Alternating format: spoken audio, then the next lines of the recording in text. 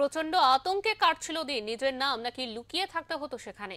দুই মেয়েকে সুরক্ষিত রাখতে তাই ভারতকেই বেছে নিয়েছিলেন বাংলাদেশের দাস পরিবার। ওঙ্কার বাংলার বিশেষ সাক্ষাৎকারে তুলে ধরলেন তারই বেশ কিছু মুহূর্ত।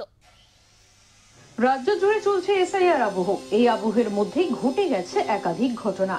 প্রায় রোজই খবরের তালিকায় উঠে আসছে মৃত্যুর খবর। কোথাও এসআইআর আতঙ্কের জেরে সাধারণ মানুষের মৃত্যু, কোথাও বা আবার এসআইআর এর কাজে চাপে বিএলওর মৃত্যু। পাশাপাশি হাজার হাজার মানুষ এই দেশ ছেড়ে চলে যাচ্ছেন বাংলাদেশ, এমন ছবিও উঠে আসছে খবরের শিরোনামে। তবে এসআইআর আবহে এ যেন উলট পুরাণ। ভারতের নাগরিকত্ব পেলেন বাংলাদেশি দাস পরিবার। এদেশের নাগরিকত্বের জন্য আবেদন জানান ভারত সরকারের কাছে। সরকার তাদের আবেদন গ্রহণ করে এবং তাদের ভারতীয় নাগরিকত্ব দেয়। সরকারের এই পদক্ষেপে খুশি দাস পরিবার। প্রধানমন্ত্রী নরেন্দ্র মোদী এবং স্বরাষ্ট্রমন্ত্রী অমিত শাহকে ধন্যবাদ জানান তারা। তাদের এই এক্সক্লুসিভ সাক্ষাৎকার নিল ওঙ্কার বাংলার প্রতিনিধি মানস চৌধুরী।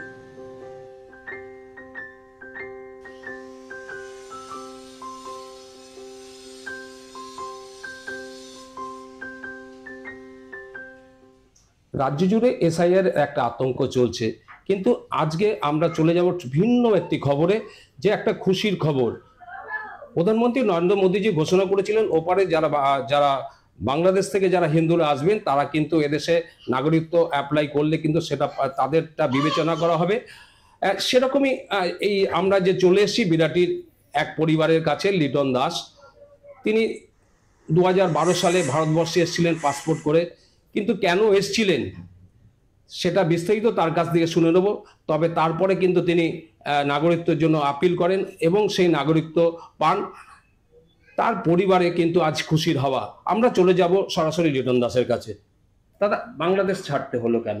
আসলে ওখানে হিন্দুরা তো থাকার মতন অবস্থা নেই, তাদের ইভেন কি তাদের নাম পর্যন্ত লুকিয়ে রাখতে হয়, এবং মুসলিমদের নাম নিয়ে নিচ্ছে এখন। আর মুসলিম যেভাবে হিন্দুদের উপর নির্যাতন করছে, বিশেষ করে ব্যবসা বাণিজ্য, চাকরি ক্ষেত্রে, সর্বক্ষেত্রেই হিন্দুদের উপর মানে অকথ্য নির্যাতন চলছে। তো সেই জন্য সেই ভয়ে আমরা ভবিষ্যতের দিকে তাকিয়ে, যে আমার দুটো মেয়ে আছে, সবার ভবিষ্যতের দিকে তাকিয়ে আমরা এই পার্শ্ববর্তী দেশে ভারতে এসে গেছিলাম। কবে অ্যাপ্লাই করলেন? আমি গত বছর 2024 আমি অ্যাপ্লাই করেছিলাম, তো আমি এখন পেয়ে গেছি। সেটা ভয় লাগেনি? এই যে লোকে যে বলছে যে নাগরিকত্ব অ্যাপ্লাই করলে পাওয়া যাবে না, কিন্তু আপনি পেলেন, কেমন লাগছে প্রথম অনুভূতিটা? না, আমার তো খুবই ভালো লাগছে। এখন আমি ভারতের একজন নাগরিক, আমি ভোটাধিকারও দিতে পারবো, ভোটও দিতে পারবো। সেটা পুরোপুরি আমি এখন খুব খুশি।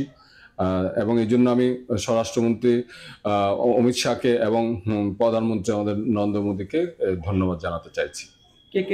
কারা কারা আপনারা নাগরিকত্ব পেলেন? আমি এবং আমার সহধর্মিনী তৃষা দাস, দুজনে আমরা নাগরিকত্ব পেয়েছি। আমরা শুরুতেই আমরা বিশ্বাস ছিল মোদী সরকারের উপর যে আমাদেরকে একটা সুযোগ সুবিধা দেবেন।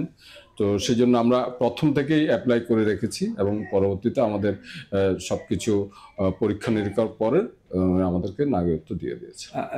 যারা বাংলাদেশ থেকে আসতে চাইছেন কিংবা তাদেরকে কি বার্তা দেবেন? তারা হ্যাঁ, আমি অবশ্যই সবাইকে বলবো, আপনাদের নিরাপত্তা যদি ওখানে বিঘ্নিত হয়ে থাকে তাহলে অবশ্যই ভারতে আসুন এবং মোদী সরকারের সাহায্যে যে এখানকার নাগরিকত্ব নিতে পারেন, এবং তাহলে আমার মনে হয় সবচেয়ে ভালো হয় আর কি।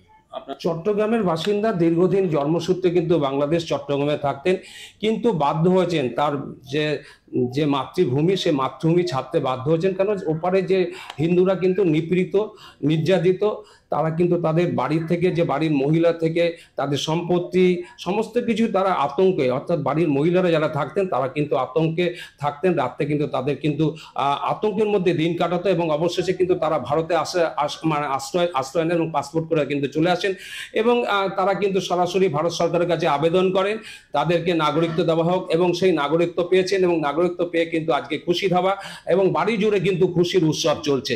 দমদম থেকে মানস চৌধুরী, ওঙ্কার নিউজ বাংলা।